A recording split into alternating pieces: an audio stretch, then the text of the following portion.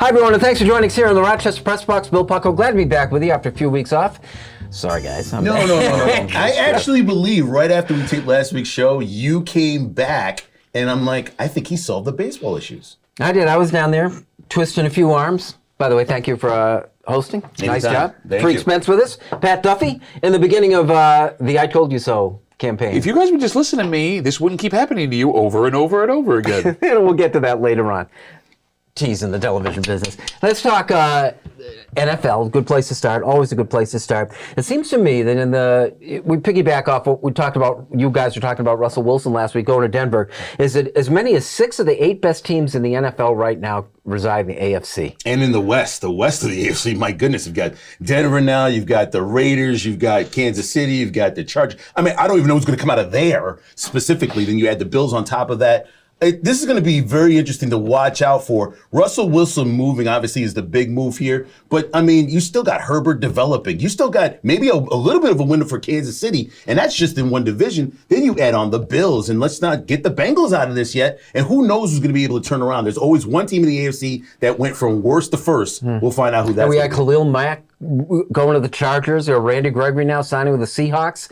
I put this through a Bills prism, and I think the only thing Buffalo really has to gain by all of the stuff coming in is they're not in that division, and they might have a clear path to the top seed in the conference. They're going to cannibalize each other. That's just it, right? Kansas City just wiped out having the ability to walk into the number 1 seed like they have the last 3 seasons, right? Look, I'm not convinced that Denver is that great a team with Russell Wilson at quarterback, if I'm being completely honest. If they're going to use the Rams, model that they used the last season, the Rams have been in the Super Bowl 3 years before. They were winning the division. The Broncos have finished in 4th place back-to-back years. What am I missing here? But it always seemed like it was just the quarterback, that everywhere else you look, they had good players, and now they're adding more. You don't win 4, 5, 6 games a year with just missing a quarterback. I feel like Oakland's on the way down. Look, McDaniel's showing up there. He's a kiss of death in the NFL, and it also seems like the Chargers are always, every year, right on the doorstep. Right? For the last 25 years, the Chargers have been right on the right? Like Dan Fouts is right on the doorstep as we speak right now. Look, I know that we get all hyped up about the offseason, and I have a blast doing it too. But what you think you see is not what you see. And even with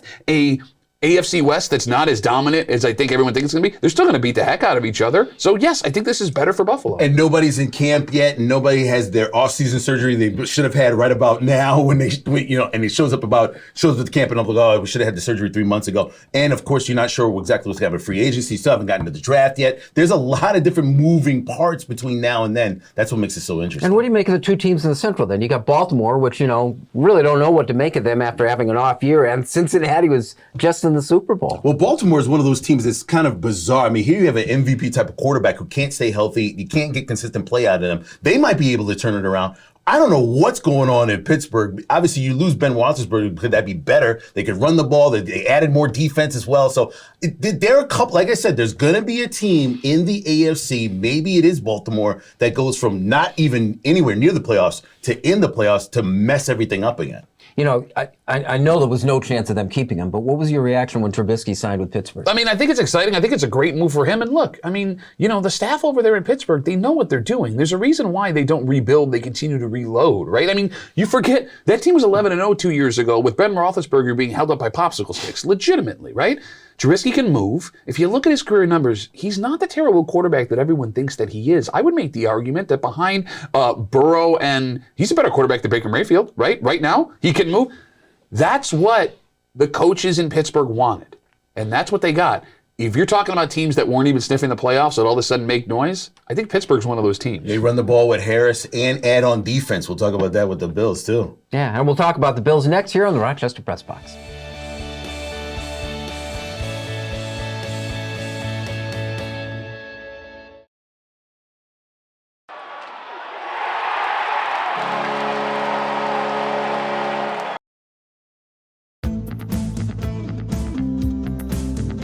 Welcome back. Thanks for joining us here in the Rochester Press Box. Our Buffalo Bills segment brought to you by Ralph Honda for 3 generations and celebrating 50 years as New York's first and oldest Honda dealer. Visit Ralph Honda today and find out how we do Honda right at ralphhonda.com. Buffalo Bills, the guy we know is J.D. McKissick. He's the ad, but there's a few linemen. There's some things going on. They haven't made a big splash But there's some stuff going on. So Brandon Beane is doing what he does, right? You're filling the definite needs that you know you're going to have with role players. So when you get to the draft, you can draft the best player available. It's kind of Brandon Beane's MO since he's been the general manager for the Buffalo Bills. Look, it's worked great so far. I mean, I think they've built enough clout and respect from fans that there isn't anything they can do this offseason that's going to be disappointing or shocking, short of, Beane is also known for, when everything quiets down, making a trade or a move that nobody saw coming. He did it with Stephon Diggs in the first-round pick. He did it with Calvin Benjamin. Didn't work out so well in that first year.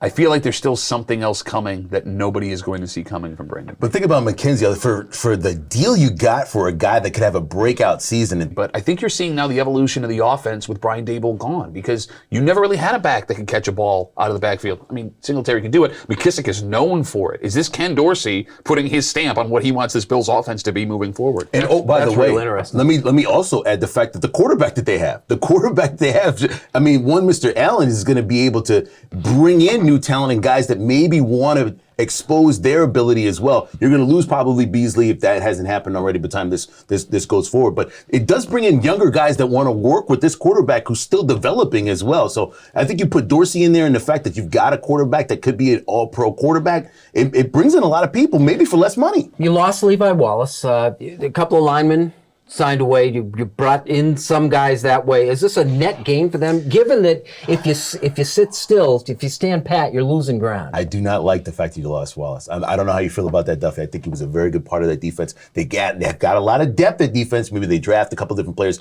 bring guys in, but I think there is a bigger move coming here. Oh yeah, it's going to be a corner move, either in the draft or in trade or free agency. Look, I am shocked that Levi Wallace got $4 million a year from Pittsburgh and that Buffalo would not have paid that much. That tells me that no matter what Levi Wallace was going to cost them, they could have got him for $1 million a year, that Brandon Beane was ready to move on from Levi Wallace. And you look at it, you understand it. He's a serviceable starting quarterback in the NFL, an average starting quarterback in the NFL.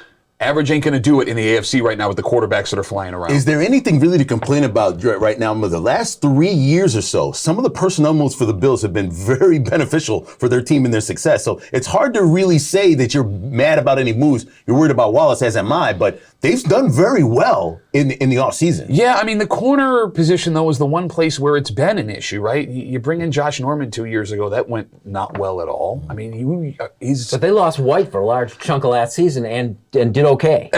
Yes, scheme-wise, but when the chips got laid down, I mean, you saw what happened. You had two teams win a playoff game 2 times in 2 minutes, right? Yeah. Each team won it twice. So, yeah, I'm sorry. And it's okay. And the last piece, I want to make sure we get a shot at this. It's important and it's fun to talk about the backup quarterback. Who do you see coming in? Who do I see or who do I want? Because I want Ryan Fitzpatrick. I want Ryan Fitzpatrick. Like, the best way to end all of this, his career especially, would be him slamming a beer on top of a bus during the Super Bowl parade, holding up his ring that he got as a member of the Buffalo Bills. You just want him for the theatrics. You don't want him as a quarterback. He's a hot and cold quarterback. You just want him for the party. If we're playing the backup quarterback significant time, no matter who it is at this point, the season's over. It's done. Was he campaigning for it? Yeah, why do you think he was shirtless in Buffalo during that playoff game? He went to Harvard. He's not a dumb guy. Our Buffalo Bills segment brought to you by RalphHonda.com. Like it or not is next.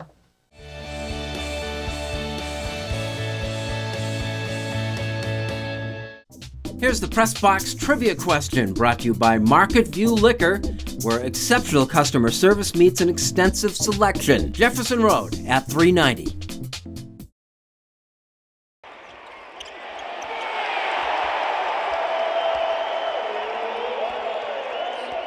Everyone wants to get away. Well, it's never too late to plan ahead. Mike O'Brien, your getaway guy. This week's podcast, Cozy Cottage Getaways. And I'm giving away some travel books. Go to thegetawayguy.com.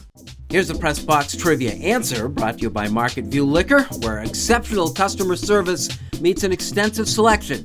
Jefferson Road at 390.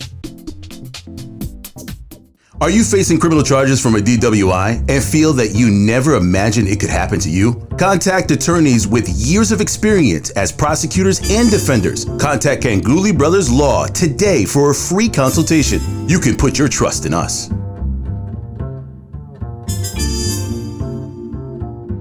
Welcome back. Thanks for joining us here on the Rochester Press Box, our Like It or Not segment brought to you by Ganguly Brothers Law Firm, attorneys with years of experience defending the accused. Don't go unprepared. Contact Ganguly Law today.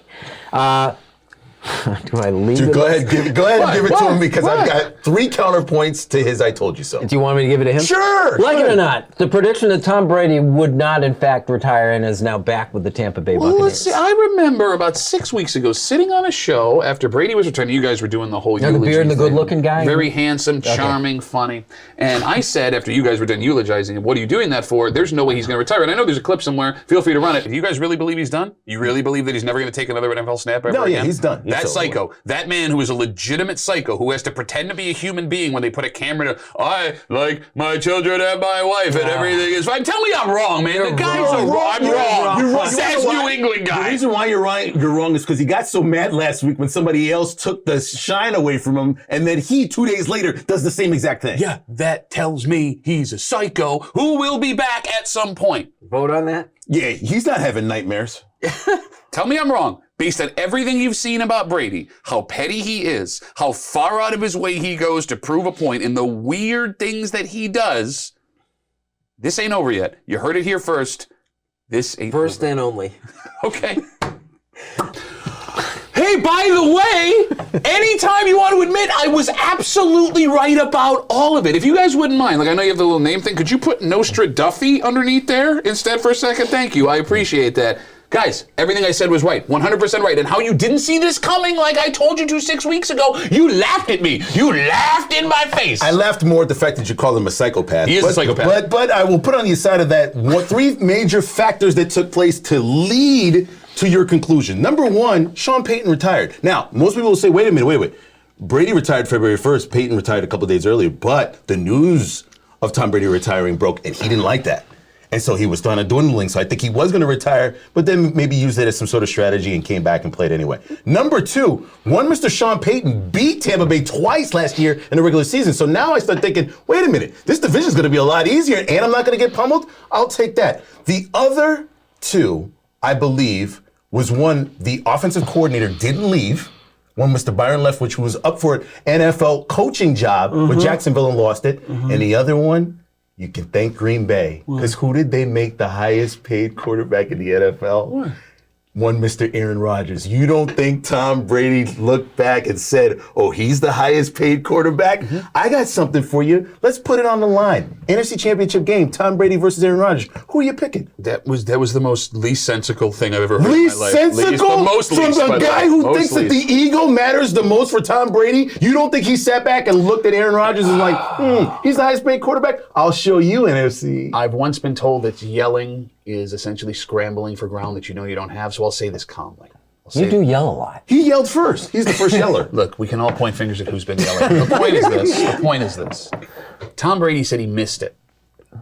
The fact that he planned this from the beginning is in when he came back. He didn't miss training camp. He didn't miss mini camp. He didn't miss the draft. Heck, he announced he wasn't retiring the day before free agency started. And isn't it curious, Bill, that while all of these other teams that needed quarterbacks, because Tampa Bay can still win now, were busy frantically trying to trade for people, you know who didn't? You know who didn't do that?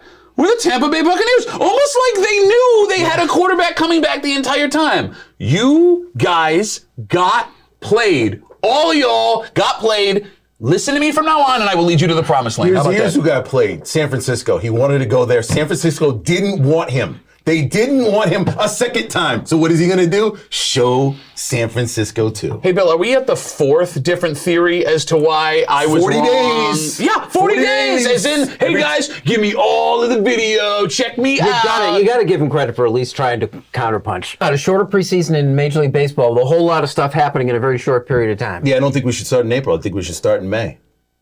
Ordinarily. Yeah. That thought occurred to me too. I think we should start in May. There's games that need to be played. Guys get hurt all the time. It's a long season. You got 100. I think it's too many games. So, yeah, I don't think we should start in April. I think we should start in May. Well, they're doubling up those. They're going to make up those games. But that is the whole April thing in the Northeast especially. It's just such a wasteland. The whole idea of starting 2 weeks later, I went through that since last year, and it didn't work out when the NFL started playing on Tuesday and Wednesday. And I said, they're going to like this. I think baseball might like the fact that a later start is good for them. Yeah, I don't disagree, but then you got to go back. Look, you have a fight between guys, modern baseball fans, and the old heads, right? And if you're going to start later, you have to have fewer games. That's less revenue for the teams in general, and then you have but they're making them up.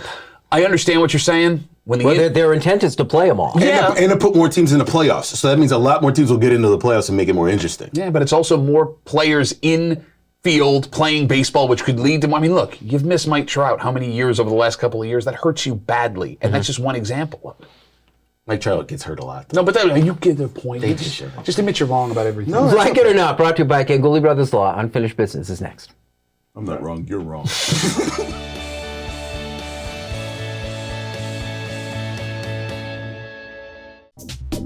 The Press Box Stat of the Week is being brought to you by McArdle's Restaurant in Fairport. McArdle's is open 7 days a week with dining available indoors and out, takeout and delivery. Come home to McArdle's.